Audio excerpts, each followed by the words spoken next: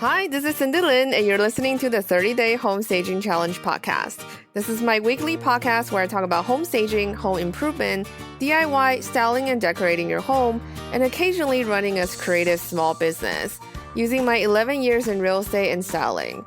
You can find out more about me and the show at stagedformore.com. Today's show is sponsored by EcoJo, the eco-friendly St. Joseph statue home styling kit. EcoJo is actually our in-house product. In real estate, there's a common practice where home sellers would bury St. Joseph statues for good luck. However, all the statues were made with plastic until EcoJo came along. After learning there's so much waste in the real estate industry, we developed EcoJo and hope to create conversations about environmental issues in real estate. You can find out more about EcoJo at www.stagedformore.com/EcoJo. Hi guys, welcome back to another episode of the 30-Day Home Staging Challenge podcast. So we have a couple of pretty big announcements today. Today is our 15th episode. Today's episode wraps up our season 1. We'll be back with season 2 after Labor Day weekend with more episodes, guests, and content.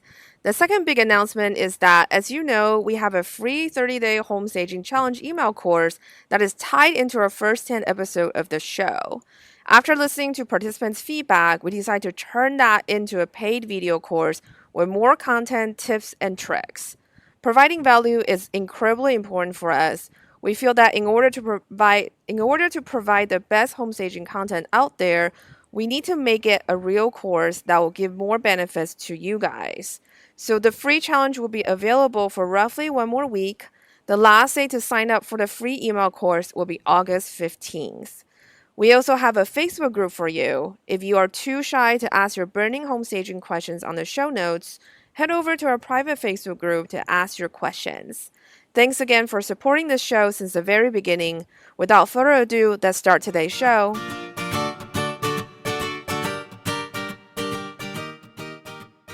Hi guys, welcome back to another episode of the 30-Day Home Staging Challenge podcast. As you know, the first 10 episodes are tied in places with our 30-Day Home Staging Challenge email course. And today I have a very special guest. She's one of the challengers on the email course, and she's very gracious enough to agree to be interviewed. Kirstie is a stay-at-home mom and a style enthusiast. She has developed several fashion-inspired businesses and loves to use fashion and influence while decorating her home. She and her husband recently remodeled their home and brought it from 1950s into the current decade while keeping the idea of staging at hand to sell their home quickly. Her home got a great offer on the first day on the market, which was very, very exciting to hear. I'm so excited to have Kirstie on the show today to share her experiences in getting the home ready for sale. So hi, Kirstie. How are you? Hi, I'm good. Thanks for having me. Thank you so much for coming onto the show. We actually had a little technical glitch earlier, so we had to re-record part of the introduction. But I really want to thank you for your patience, and thank you so much for coming on the show. I really appreciate it. Oh, of course. I'm excited for the interview. Yeah, and first of all, I just want to say I love your bio from your blog. It says, kind of crunchy mom, style enthusiast, lover of sparkly things, and a gypsy. I think that is just awesome. I love Thank that. you. I'm definitely, I have many interests. That's awesome. So I want to start up the show by asking you to tell our listeners a little bit about yourself and your background. Sure. So right now I'm a stay-at-home mom. I have an 11-month-old son. His name is Lewis. And I stay at home, and it's been great to allow me to really decorate my house and be able to stage it and keep up with your challenge also. My background is in PR. I have my master's degree in public relations, but I have actually never really used that degree. I like to consider myself an entrepreneur. I've done a few different things. I dabble a lot. I'm always on Instagram, trying to keep up with the latest trends, especially on Pinterest. Gosh, that thing is addicting. I know. I love Pinterest. I'm obsessed. It's like a time sucker. But it's amazing though. Like I talk about it a lot actually, like all the time. It's such a great tool to kind of collect everything, especially if you're a visual learner. It is, definitely. And I've found so many things there that I would have never thought of on my own. So it's been great. And, you know, I I do some DIY projects for my home too, and Pinterest has been amazing for that. That's really awesome. And so your background is in PR. I find that really fascinating. It is. Yeah, I went I have my undergrad degree in advertising, and then I decided that I liked writing, so I wanted to do PR. And then my husband is in the Air Force, so we were Hmm. told we were being stationed in Minot, North Dakota. And if you say PR up here, it seems like not a whole lot of people really know what you're talking about. So I couldn't find any work, and I just decided that I'm going to make the best of what I can do and try my hand at entrepreneurship. So that's what I've been doing for the last about 3 years now. Wow. And so is your husband still in the Air Force? He is, yes. So do you get like moved around a lot or you guys are pretty stable right now? We've been here for almost 4 years now, and in January-ish, we'll be relocating to Los Angeles, and then that's a 2 year assignment. So from here on out, we'll probably just have 2 year assignments. So we'll be moving a lot. My gosh. So are you going to be staging houses as you go? Um, that's a good question. We've been debating on whether we want to do this again and kind of flip another home. It's been a lot of work, but it's definitely rewarding. So we'll see. I'm sure sometime in my future there will be more staging. Yeah, it's definitely very gratifying. It And that's interesting. You're going to be moving to LA. That's very exciting. it is. I can't wait. I'm so excited to go to warm weather. It's very, very warm right now. I just got back from LA about a week ago. Okay. It's definitely very warm. The real estate market there is getting crazy as well. Um, I think it's kind of funny because we just staged a project yesterday in the city, and it's like a tiny little one bedroom, and Hmm. now it's almost $1 million in Nob Hill Oh my on the gosh. border of Tenderloin, which is kind of the sketchy neighborhood, but now it's Right. getting really revitalized, which is not a really great word for gentrification, in my opinion. And a lot of people are actually getting priced out to move down to LA. So it's definitely a Wow. very interesting market, but it's still pretty affordable, I think, compared to the Bay Area market. Obviously, I think coming from different parts of the country, you might come in and have that price shock. Oh, sure. Yeah, but it's definitely good living, I have to say. LA's changed a lot since, in the last few years specifically. Sure. Yeah, so can you tell me a little bit more about the home that you just sold and a little bit about the real estate market in your area? Absolutely. So we live in Minot, North Dakota right now, and I want to say it was 2011, July of 2011, there was a huge flood. It took out a large percentage of the houses in the market in Minot. And because of that, housing was really, really tough to come by. And on top of the flood, we also live near the Bakken oil.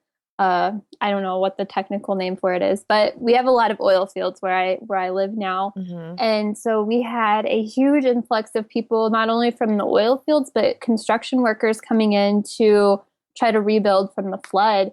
So the housing market was insane. You could not find a house. Everything that hit the market was sold within a matter of seconds. It was Wow. just crazy.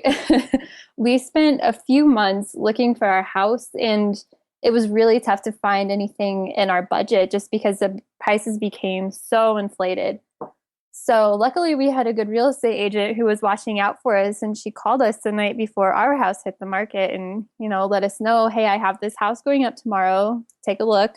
That's awesome. So yeah, so we looked and we called her back the next morning. We were like, yes, I didn't like it, but my husband loved it. So we're like, yeah, let's make an offer. But I'm glad he had the vision to see what it could become, because at the time I was looking at like blue and brown shag carpet everywhere, and Right. a carpeted kitchen, a carpeted A bathroom. I was carpeted like, kitchen? Did you say oh, it carpeted was, kitchen? I did. It was Wow. terrible. Yeah. Wow. Yeah, so it was pretty bad, and we bought it knowing that we're gonna have to put a lot of work into this house and remodel it, and hopefully we could make a profit because we weren't sure where the market was going to go. So we wanted to make sure that we were going to get somewhat of a return on our investment.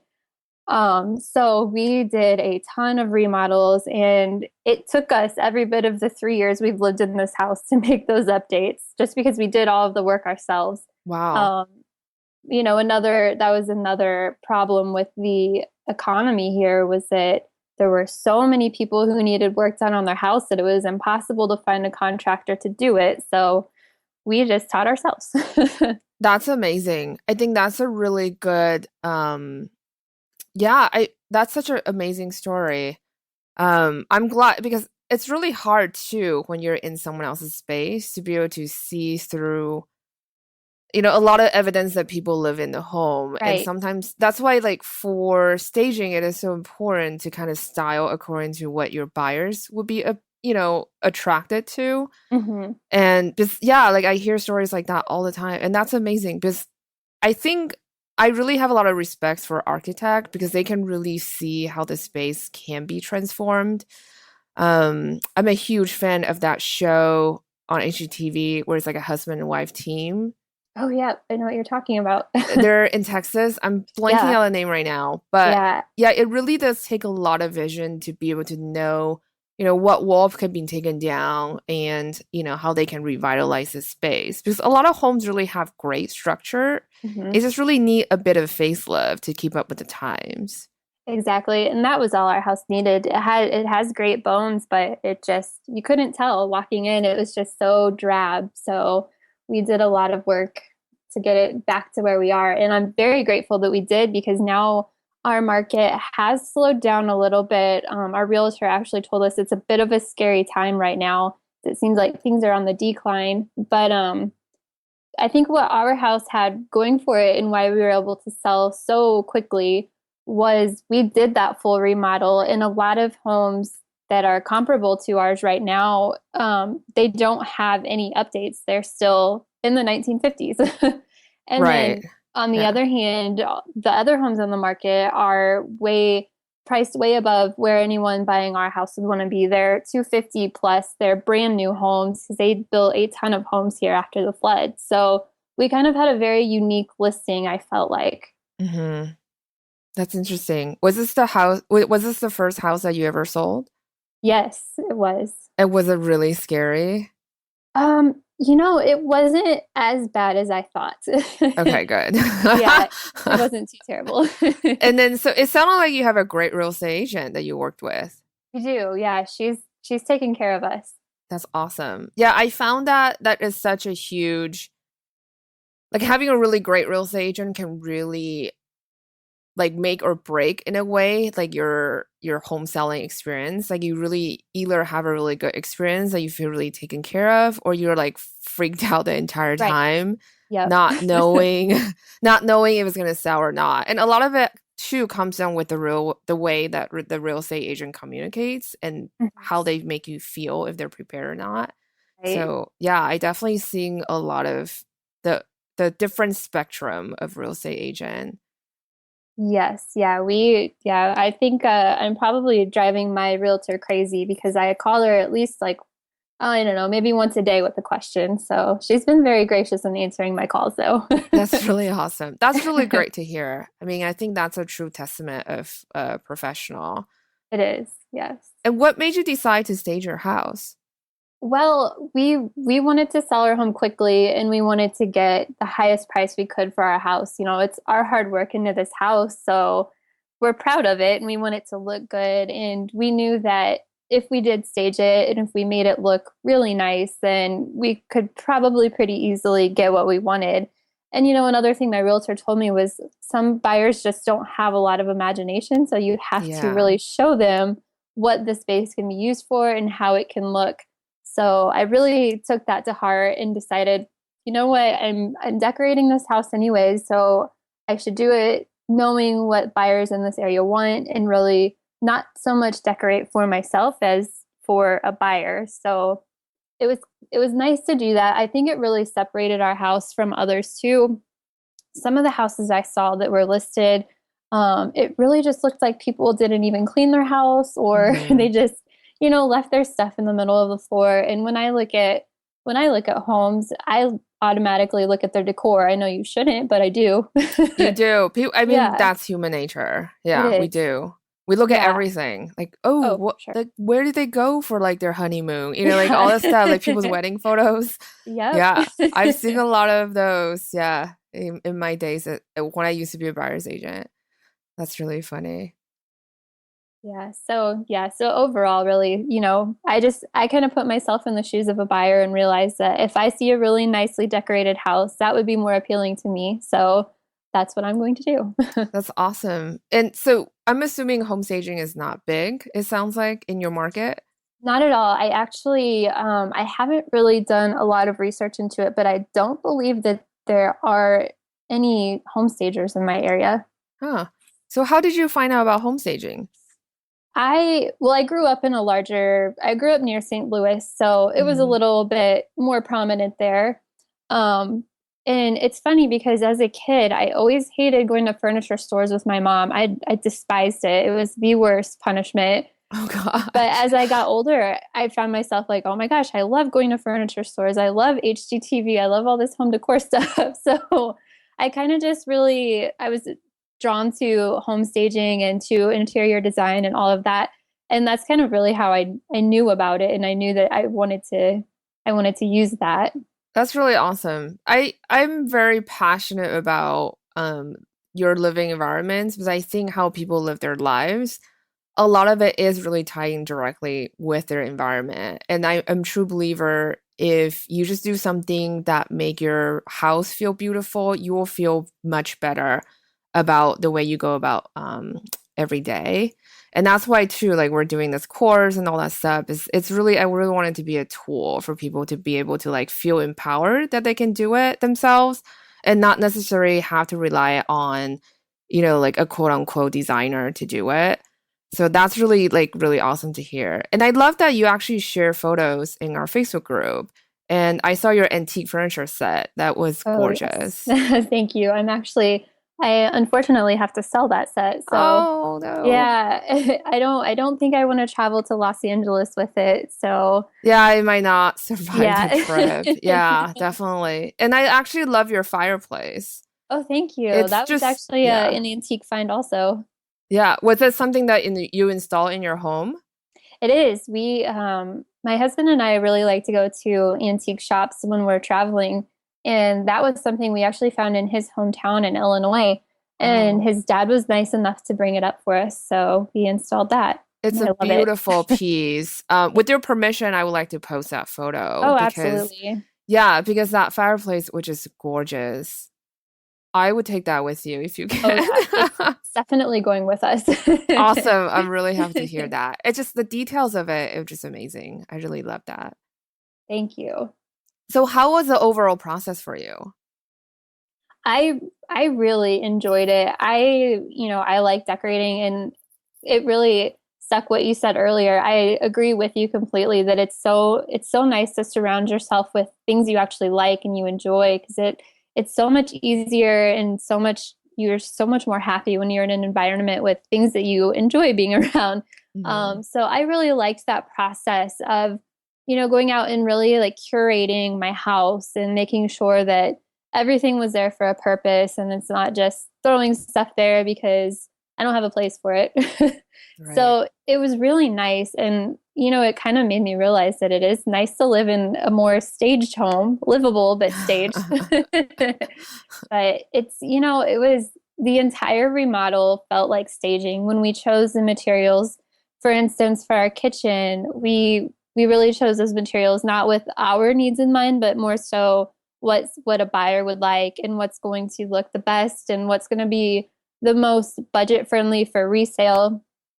So the whole 3 years that we've been doing this remodel is it's felt like 3 years of staging. So, was that hard for you, like having to pick finishes that you think will actually appeal to a stranger than for you guys, like It was yourselves? very hard. That was probably one of the toughest things because I have a very eccentric style. I like really unique things and I like bright colors, but especially where I live, it seems like everybody is into the rustic design. So Right. Yeah. I kind of really had to either compromise between the two styles or just say, you know what, I'm not going to be living in this house for 3 years for 3 years from now. It's not my dream home. I need to compromise on this one and let that go and choose maybe something that is more appealing. But it was definitely really hard to do. Yeah, it's kind of a weird feeling because in a way you own your property, but in a way you feel like you're living in a rental home where you Right. can't decorate freely. Yes. That's definitely yeah, I think it's something hard to recommend home sellers, but I've seen so many homes where they've done all this custom remodeling job. And when it comes to selling, you're just like, I don't know how to say this nicely, but people are not really going to appreciate all these custom, special Yes. cabinetry or murals that you have put into your home. Right. A lot of things where it's so personalized, it's so distracting that people are not going to be able to see beyond that. Yep. So yeah, it is a shame. I wish sometimes I have a time machine and go back to tell them like, no, pick something a little bit more neutral. Right. Yeah, but I definitely understand the pain as well because one of the things that I hate about being a renter is that there's so many restrictions. Yes. Yes. Yep. Yeah. We're So, about to move into an apartment and it's been so hard for me to look at what I do have in my house and be like, well, I can't really take that there. I can't do all of yeah. these things. So what am I going to do?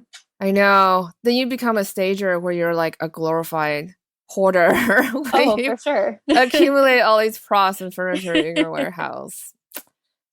Maybe, I don't know. Yeah, so that's actually really interesting to hear. I'm actually glad that you mentioned that. And so you talk about the toughest part for you. I have to say though, if your style is a little more eclectic, I think you will really enjoy LA. Oh, yes. I've been kind of scoping out the housing market and looking at different flea markets and things around LA, and I'm so excited to get there. Yeah, you should actually get in touch with Patty Hume, who was on our show 2 episodes ago. She is super knowledgeable about LA real estate market. She's also a Okay. landscaper, so her work is beautiful. You should check her out. I will. Yeah, I really love her. She's so knowledgeable about everything. I was like, if I ever move down to LA, you're totally gonna be my agent. So, do you have a favorite part in the entire process? I enjoy really sourcing the items that I use for my decor. I really wanted to stick with a budget. I didn't want to spend too much money on staging. So I did a lot of taking what I have and like refinishing, doing DIYs, or going out to antique shops and finding pieces that were affordable, but I could touch up a little bit. I think that was my favorite part. I really liked the decorating part of it. That's awesome. And I know like, it has quite been a long process for you compared to most people. And do you think the final result was worth it? Absolutely. I would do it over again 100 times. That's awesome. And did you learn a lot from the process? Oh, yeah. I knew nothing about home remodels, home staging. I didn't have a very specific decorating sense before I did this, but I noticed that over time, as I started doing things, I really kind of honed in what my style was, and it became a lot easier. But then, of course, you know how I said it's also difficult because you find all these things that you like, but they're Hmm. not really going to fit in. So Yeah, it was good though because I felt like I became more able to separate what I like from what might be a better choice for a larger amount of people. So that's I great. I definitely learned a lot. Are there any surprises that you've learned throughout the entire process? Um, let's see. Nothing was completely surprising. I was surprised at how much stuff I had accumulated. I was I started with the decluttering and I was looking in my storage room and I was like, my goodness, for only being here for a short amount of time, I sure have accumulated a lot of stuff. Yeah, that's the thing. I think it's funny because you in the earlier part of the interview you talk about like in a way you're kind of living in a staging style lifestyle. And I do think, especially if you look at the more popular interior blogs today, everything is very minimalistic. Yes, And yes. I just came back from a photo shoot where we shot two beautiful, homes in LA, they're for a book that's coming out next year. Not mine, but like a well-known design blogger who has to be nameless right now. I can't talk about it yet, but this is probably the top 1% of, like home styling, and they just live very minimalistically. They have very selective pieces in their homes. It, almost in a way, it's really curated, which was really amazing to see because I really didn't think people live this way, but people Right, do. And it's kind of funny because both homeowners had babies, so obviously have baby stuff everywhere. right. But for the adults, like you can really tell, like, even the dishes or the water jugs, whatever, they really like pour over a lot of love in picking the right pieces that they Hmm. want. So not only they use them for function, they also use them for decorative purposes. That is, I wish I envy that. I wish I could be more like that. But, kids' stuff is definitely everywhere in my home also. Yeah. It's definitely But something to strive for, I think. absolutely. And it just, I think also our lives are so surrounded by materials a lot of time. I guess I'm getting on my soapbox, but I also have a lot of stuff. I do collect props and furniture.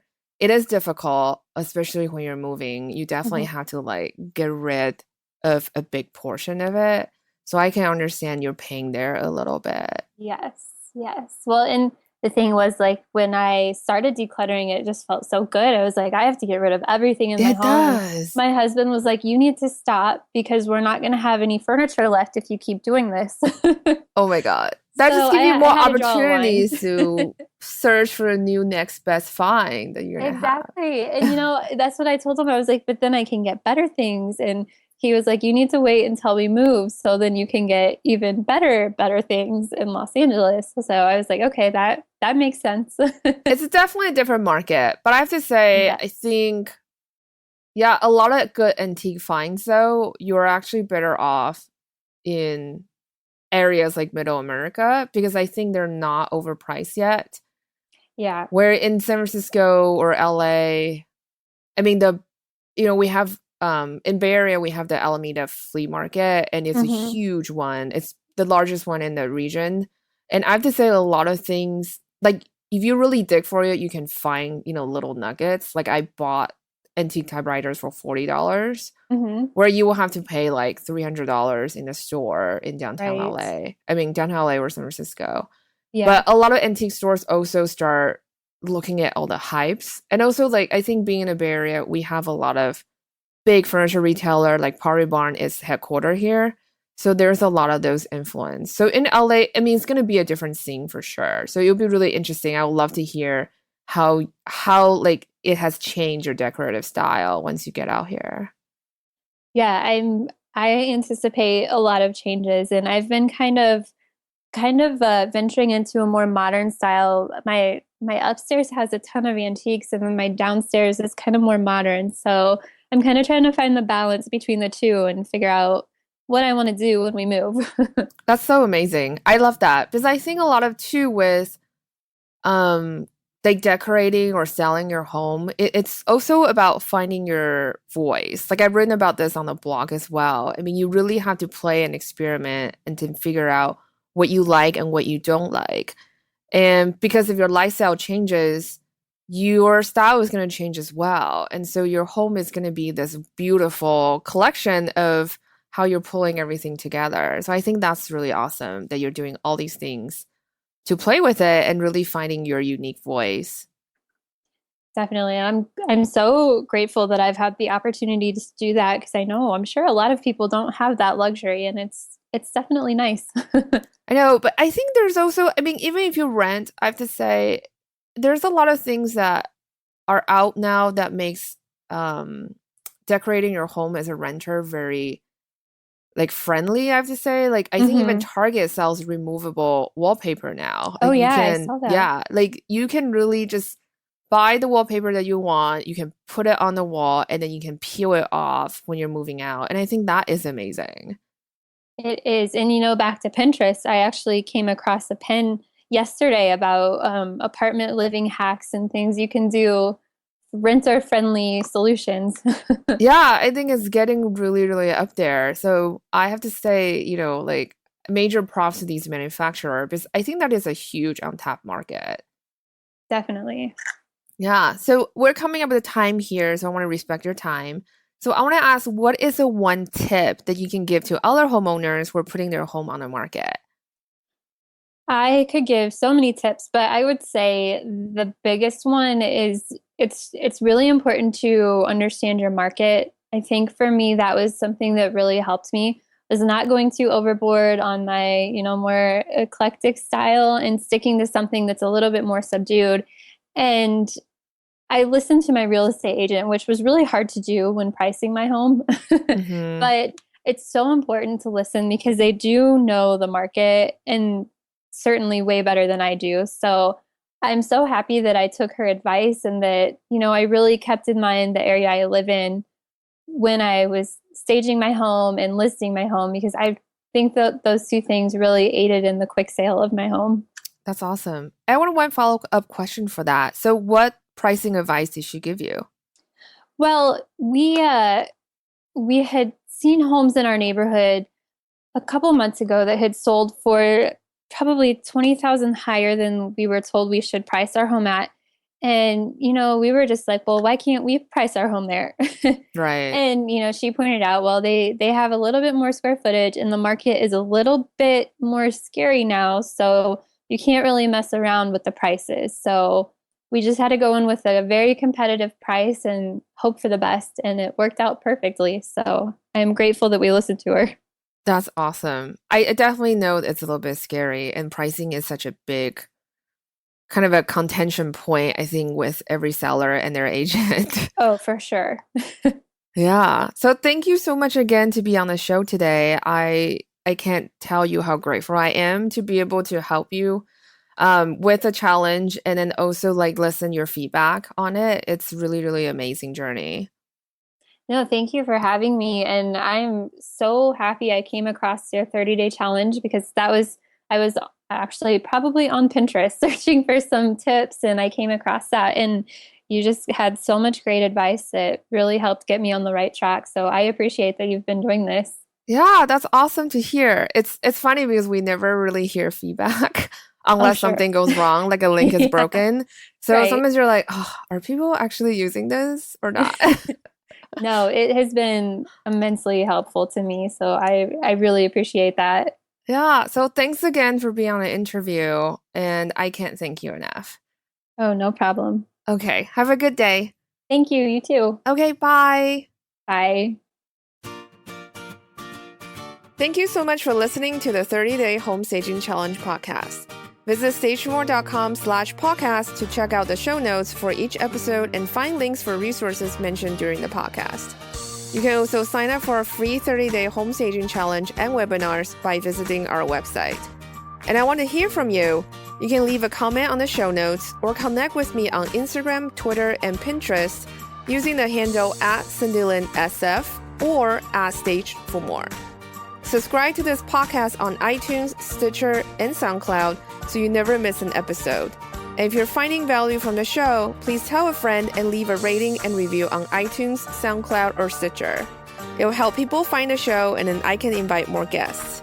Until next time, happy staging!